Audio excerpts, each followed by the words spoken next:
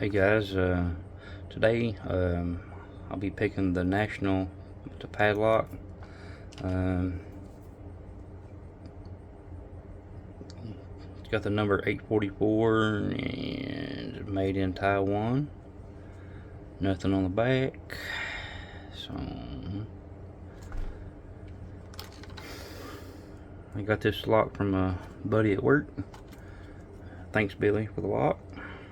I'm gonna just go from the front, go down. So second pin is binding. I set it in place.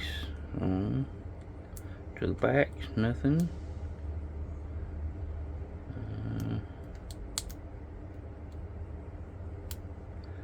Okay, first pin set. Put like 4 or 3. And it's open. And that's the National Padlock. I never got a key with it. Could have shimmed it open, looks like. Got a toe and heel. But anyway, I have another, it's a safe, a combination safe, and a vintage antique safe that I bought from my antique store.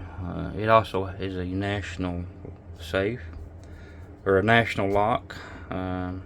Anyway, it's probably the same company that made these, but I don't know much about them. But anyway, thanks Billy for the lock, and please subscribe, and you guys have a good one.